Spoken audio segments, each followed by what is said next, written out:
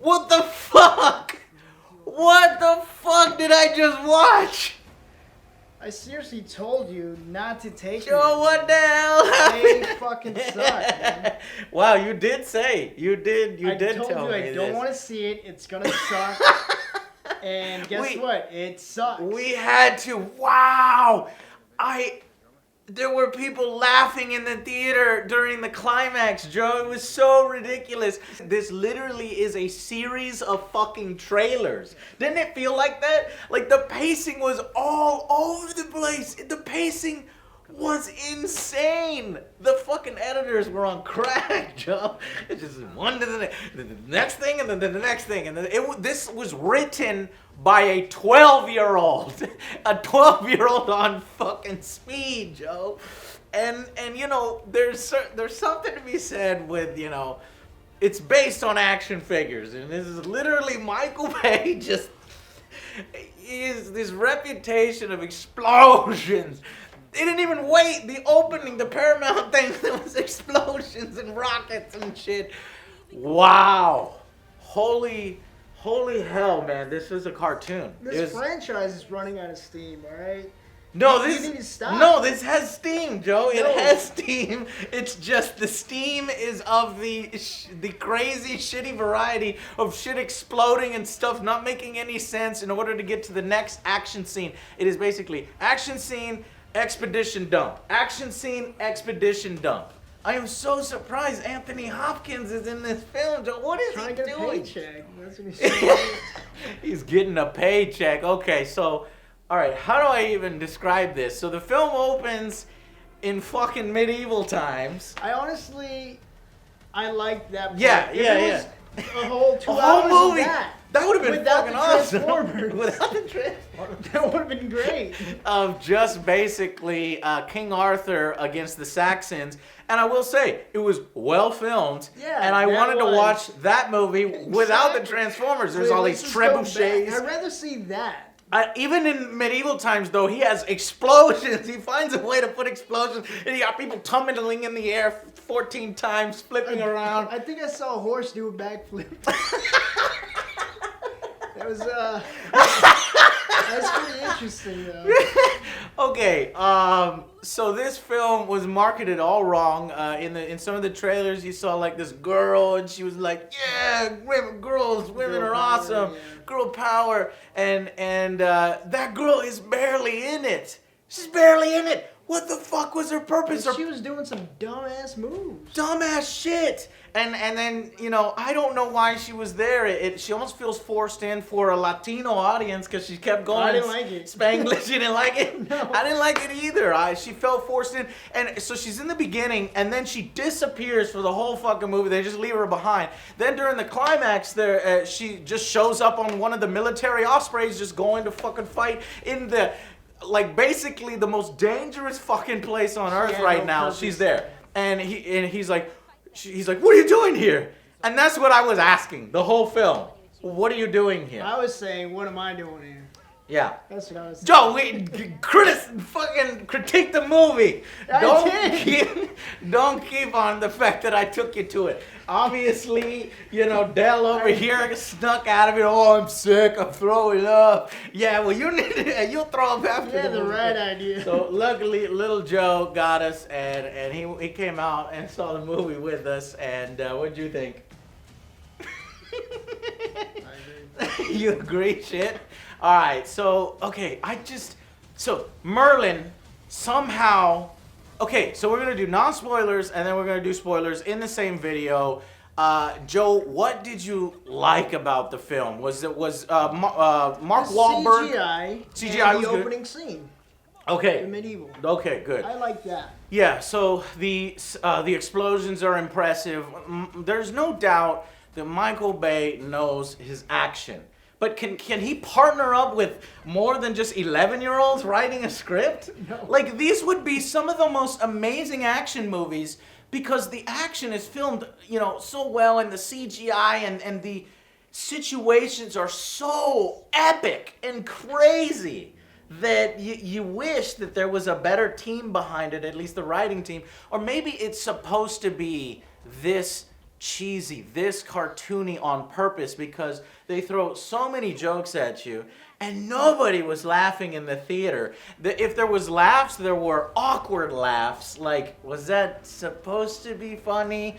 I mean, the only guy that comes close to getting any laughs is a new character, this butler transformer that works for Anthony Hopkins' character, who is a part of the secret society of Witwickens, and we see Shia LaBeouf in a picture form. That's his cameo, and so he sort of drives the plot forward of knowing the backstory, literally Exposition City. That's what it is. He says the whole fucking plot. The film grinds to a halt. It's been moving at an insane pace. Grinds to a halt for like 20 minutes as they explain the plot to everybody, and then the movie continues. It was crazy. In that church, he just explains everything, and so you have a return of the Cade character, Mark Wahlberg, who does a good job, and he's like, what? You know, he does that in the film. He does a good job playing Mark. He's literally the happening. He's playing the happening. I think Mark knows at this point, he's like, fuck it. You know, people are going to make fun of it, so I'm just going to kind of do my happening performance that everybody loved. I liked him in this film, and of course they fucking shove Bud Light in his face, find a way to make him drink Bud Light on camera for advertisement. And they also introduced, so the bait and switch thing, where it's like female empowerment, she's gonna be in the film the whole time. She's not. Instead, they replace her almost immediately with this super sexy, you know, Megan Fox looking ripoff, right? Another clone. It's like to the clones. They all do look something else. They all look the same. This is basically Michael Bay's girlfriends that he wants to bang, and he puts them in the film. You want to be in a movie? You want to be in the movie? And he makes them wash his car, and you know, in a bikini before they go to the movie and get in the movie. They should be smart enough to be like, what movie? Transformers? So, so what is her role in it? Her name is Vivian, and she's this Oxford professor, you know, philosopher who thinks that the Merlin, you know, lore is bullshit, but yet, you know, we'll have to talk more about her in spoilers, but she basically does nothing the whole film except for look pretty and has to find a man, you know. So her family I gotta find a man, and oh, guess who's single? Cade. You know, Mark Wahlberg is single, so we had that whole romance storyline forced in there. Yeah. And when they kiss and they do this forced kiss, you're like, what the fuck, man? This is It's written by a teenage boy. It was. Michael Bay is well, he didn't write it. It was some other guy, but he must have signed off on it. Yeah, a teenage boy. I mean, this is probably the film that I would have written, but then I probably could have come up with something better than this, or at least more coherent. And it's 2 hours and 30 minutes. So, but you could cut out like literally 2 hours. You could cut out 2 hours of the film, and still it would function about as well as it functioned on screen. So we're trashing this thing, right? But I already said the things I like. What did you like? Nothing, Joe. The logic. I did like the Merlin. Or I didn't like the Merlin who's fucking this drunk Merlin who is. It's funny. He was he in made me laugh. Did he? That's the only time I laughed. It was a stupid laugh, but it was a laugh. It fucks with the lore so hard at Transformers. I have no idea what's going on. Everything is reversed. We'll talk about that in spoilers. I was gonna say this whole movie ruins history. You almost have to. I don't know. I don't want to say this, but you almost have to see this to experience the literal on-screen train wreck of Anthony Hopkins destroying his career and Mark doing the happening while you have robots fighting each other with swords and guns and drunk Merlin and okay, I have nothing else to say, Joe. I don't know where to go with this. There is apparently the world hates Transformers now. Mm-hmm. There's military forces that are hunting them down, but they're hunting not only the Decepticons but also the Autobots. But in Cuba, Castro has declared that this is a safe haven for all the robots. So They're just playing volleyball. all the robots go to Cuba to have a fucking vacation. Why Like not? I want to go to Cuba. It'll be fun. fuck you. Just I don't understand what the hell this film. And, why do they put Cuba in there? Because of John Turturro. You know how he's been in previous the Section 7 or Section 9. And, he literally phones in a cameo. He's in Cuba, hanging out. His purpose is that he knows the book of lore that will help push the plot forward. So he calls Anthony Hopkins on the phone. He gets his paycheck, and he goes home. So, oh, man, just a train wreck. If I could say one thing, is that the action keeps getting more and more grandiose, epic in scale. This is literally a video game. It's a video game on the screen. And if you come from video games like I do, you're gonna be entertained. Were you entertained? I'd rather them just go on their home planet and just duke it out and just have nonstop action like that. Right. If you're gonna go this cartoon route, then literally just do CGI nonstop action. Get rid of the military. Get rid of the humans. Just fuck it. Because honestly, I didn't care about them. Did you? Yeah, no, I didn't care about them either. All your favorites are there for very short amounts of time. I hate how in every Transformer movie they have to focus on the military, and they have this TRF, which is this Transformers Recon Murder Force or whatever. And basically, they're bad guys the whole fucking film, even though, how many times have the Transformers saved Earth and shit, but now they're bad guys, and so the military's chasing them around. Just the most crazy situation. We go from fucking car chases to fucking submarine chases. I think I literally saw a submarine do a backflip. It did. And I don't want It did. I don't know. I can't even form my thoughts and words for this film. You kind of had to see this absolute train wreck. and so the plot is Cybertron is meeting Earth because they're kind of yin and yang or something, and Cybertron just lands on Earth or something. That would literally blow everything up. Yes, I was gonna say If there was something that large in orbit, yes, it would be catastrophic. Everybody would be everybody's fucking dead for I mean, miles. That impact would destroy everybody. You want to talk about collateral damage and whether the Transformers are heroes, and you want to shit on Superman for an evacuated city? This literally kills 1 billion people in It's like on chunks Earth. of a planet. Come on. And even during the fighting, the Transformers are like, they don't give a shit about the humans. Their elbows are hitting the humans in the face and stuff. Anyways, so this is an insane movie. I don't even know how to talk about it. That's how crazy it is. We're going to go into the spoiler section so that I can tell you how crazy it gets.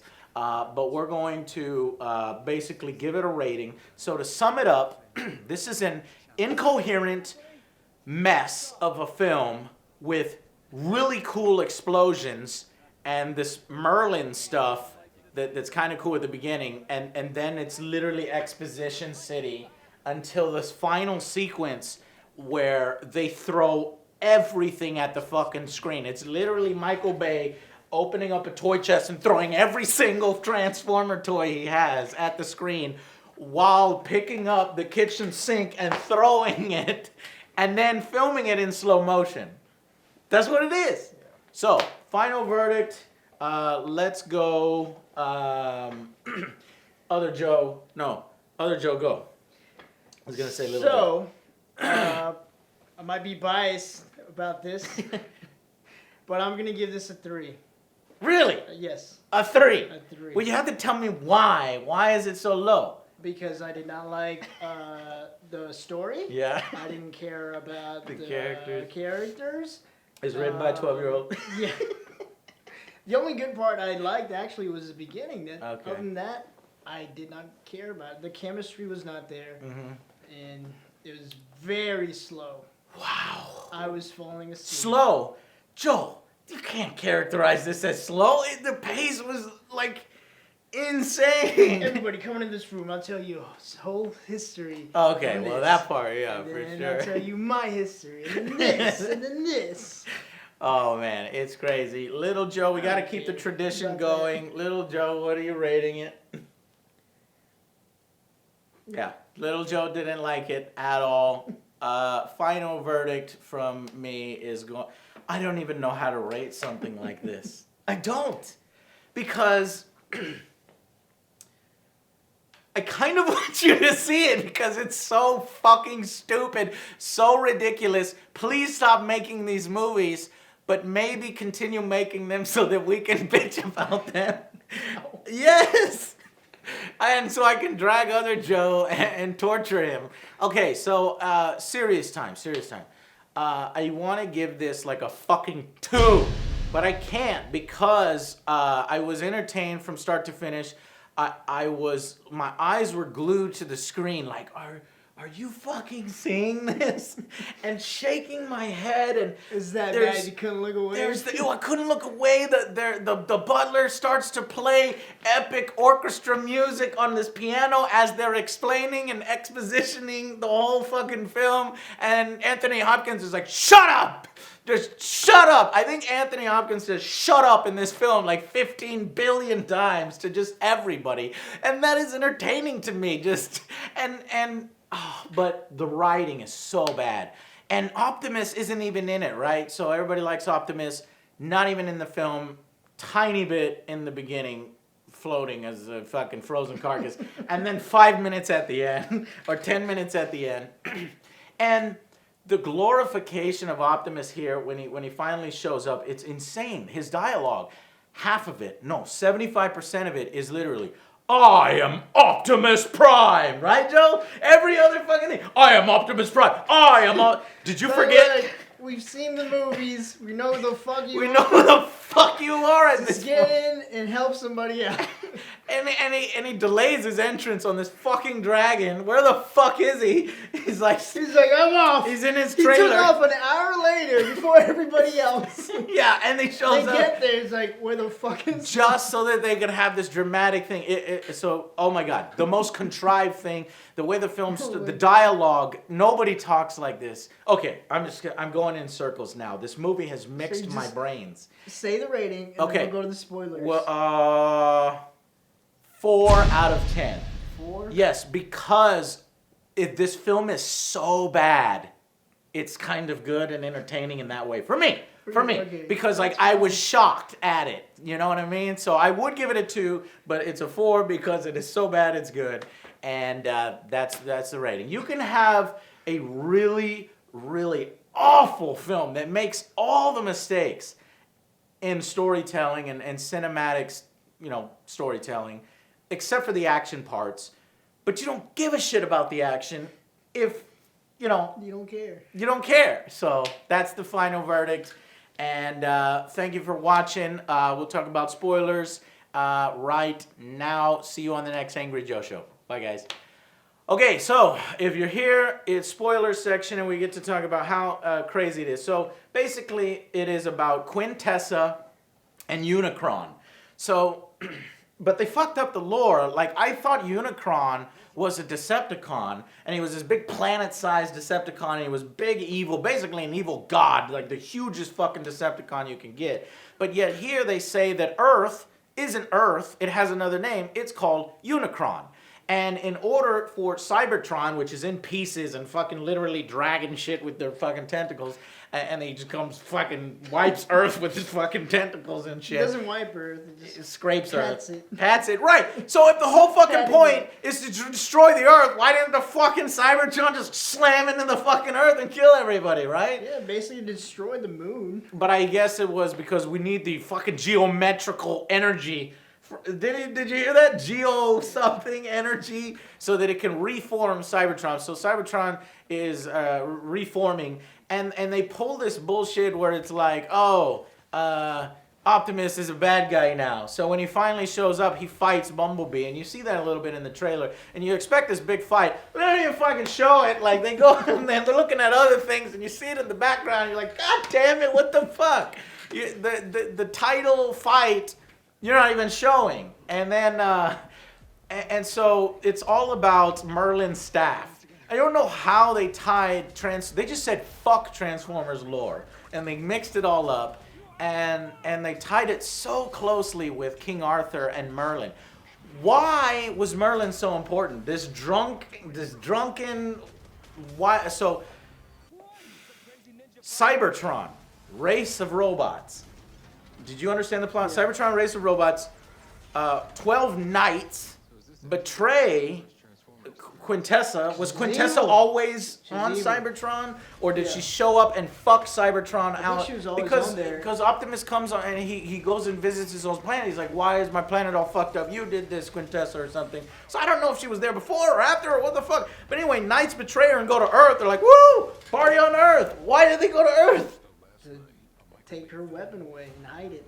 Okay, so to take her weapon away and hide it, so they take the weapon, and Merlin, King Arthur's forces are getting beat up by the Saxons, and then they're like, "Where the fuck is Merlin?" And Merlin's like this drunk, "I'm a fraud," and he goes to this hole in the ground, and he's like, "Transformers, can you save me? Help me, please." And they were like, "Well, you seem like a good guy, even though this guy's a total jackass." And so they give him the most powerful thing in the universe. Why? And it melds with his DNA, and only Merlin can control this. And that is the purpose of Vivian's character. She's the descendant of Merlin through all these generations. And there's like a transformer that's been protecting her this whole time. You don't want to go down after you're talking about Yeah, I do want to go down. No, it goes up as I'm talking about it. And then Anthony, and then the Wiccans are this underground movement that protects Merlin's dead body, and the staff. And apparently Shia LaBeouf was a part of this, but we just didn't know. And apparently fucking all the historical figures, George Washington, fucking Nelson Mandela, and what was it? Harriet Tubman. So apparently the Transformers are responsible for winning all of our wars. They fought the Nazis. And they stopped the whole film just to do this whole World War II Nazi thing. The watch killed Adolf Hitler. This little dangerous watch. And killed Hitler. And Anthony Hopkins is like, "Stay back! I got that watch that killed Hitler." And I'm like, "What the fuck is going on?" He literally comes from the wall to talk to the British Prime Minister. He comes out of a wall and he's like, "I got the fucking thing that killed Adolf." Oh my God, this film. History has been rewritten. And apparently the Transformers was the Underground Railroad. The only reason why the African Americans got their freedom is because the Transformers. What the fuck, Michael Bay? There was this, I should have put this in the review, but there's all these racial stereotypes again. But luckily all the racial stereotype characters get killed almost immediately in a showdown in the city. And oh my God, that's so bad. I'm wiped out. I was talking. Transformers versus Nazis. I want to see that. Oh my God, this is and then they're so I don't understand these 12 knights, and then they attack everybody, and then everybody attacks them, but then they're friends at the end. But did you notice though, like when what was her name? Vivian. Yeah. She grabs the staff and everything. Nothing happens. And then Mark is going. He's fucking with one of the Transformers. The staff. We must protect the staff. No. She didn't touch the staff. So basically they find this underground ship where everything is in the shape of this medallion, and this medallion attaches onto Marky Mark's arm, and I guess it makes him impervious to bullet fire because I think he gets shot once, but it heals him. And he's the chosen one. He is now the last knight. Right, that the title of the movie, he's the last knight because he hasn't had sex in a few years. I'm not joking. He's the last knight because he hasn't had sex in a few years. Not ever, well, right? Not ever, because he's got his daughter. Right, so he's had sex, so this doesn't make any fucking sense. Oh, and he's loyal, and he has honor, right? So that's why he's the last knight. Basically just fuck it. They just said fuck it. You know what I mean? And so you have to get him to the ship. No, all you really need is Vivian's character. So his character is pointless, right? Well, I think his character opens up. He's the key. Okay, he's the key to get inside this ship that's underwater. and they finally get in the ship, and they find the staff, but it's just this wooden staff from Merlin until she touches it, and then it transforms into a transformer staff that the 12 Knights had the power. They stole this. It was actually Quintessa's staff because she was so evil, so they go to Earth. And so then, you know, when Quintessa shows up with the fucking Cybertron planet, then they go to take the staff. No, she gets the staff. Megatron is in the film. He probably even less than Optimus Prime, and he swoops in and takes the staff at Stonehenge. You finally figured out what it's for. And they fight, and they give the staff to Quintessa, and she is sucking the Earth, is energy, and so then we have to go fight him. But then the scientist guy is like, fuck all this Merlin and trolls and things. We need to do this with physics and science. Fire tactical nukes at that particular section, and it will swing, and it will knock this section, and this section will knock this section, and this section will then blow up, and everything will be fine. Science!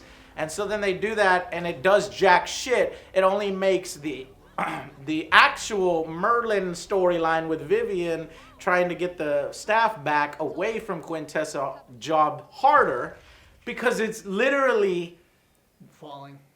They do cut the fucking platform where everything is on, and it is falling through the air. So during the climax, the final battle takes place on this platform that's literally spinning. Everybody was laughing at that. And falling. And so because of this, the whole fucking final scene is them sliding around on everything. And then when it flips, they go into 0G, and then like Mark Wahlberg kicks Vivian so that she will float in that direction, and then another transformer hits Vivian again and throws her, and then she grabs the staff and she. Okay, so anyway, I'm done explaining the movie. You need to go see this shit. No, you don't. Because it's fucking stupid and insane. And I actually had, and it may be the beer talking, but I had a good time. That's what it is. Just get some alcohol in you if you're gonna go watch it. I want to see your reaction. Drink something. I want to see your reaction to the film. Put it in the comments. That's it. Spoilers are done. Okay, so I gotta talk about this. What? Go ahead. They're making another one. They do a stinger right before the end credits. So here's the thing. So Quintessa, I'm not done. So Quintessa, she gets the staff away from her, and then they attack Quintessa and kill her. Because, and Bumblebee finally talks in the film. We finally get to hear Bumblebee's voice. I thought they were going to tease that and then not do it. They did it, and that's what changes Optimus back to his good form, because he heard Bumblebee's voice. Okay, fine, they're bros. And so, together they kill Quintessa. But the fucking Cybertron planet is still in orbit, which is going to fuck the Earth for all the rest of time, and everybody's dead. And that's how the film ends. Because I guess Cybertron starts to go away, or maybe like all the Transformers go back to Cybertron. I was wondering about that. I was like, everything was crashing down. Why is it stopping? So then they do this thing at the very end to try to set up another film. Quintessa's not really dead. Apparently, she's transformed into human form. Right? Was that what they were implying? That chick is actually Quintessa, and she's like Unicron, or some guy is looking at these spikes that came up from the ground on Earth, showing that Earth is actually a Cybertron planet too. It just has these spikes, which is fucked up because on the round table, the Knights had a picture of Pangea, the way Earth looked, and they're like, why are all these spikes in different places? Well, it's because Earth, split apart, and when it was Pangea, it was still fine. But during King Arthur times, there wasn't Pangea. There was actually Britain. The structure of Earth was the way it is now, and it wasn't all one landmass when King Arthur was around, right, Joe? Huge plot hole. Anyways, so talking about plot holes on this movie. All right, so at the end, she's like, do you want to know that? Don't touch those spikes. He doesn't like being touched. Do you want to know the secret to Unicron? I know how to kill him. And it's like, this is the worst setup for another film. Everybody, I heard people booing. Yeah, because it was like, are we just going to do the film over again on a smaller scale? Because it's the whole story of she wants to go and kill Unicron. And I thought Unicron was the bad guy. but she was the bad guy. And so they fucked the lore. I don't know. I don't want to see another one of these, but at the same time, I kind of do, just to see the insane levels that it reaches. Anyway, guys, this is way too long. So thank you for watching, and we will see you guys on the next Angry Joe show. Don't go see Transformers the Last Night, but if you do, don't blame us. All right, bye.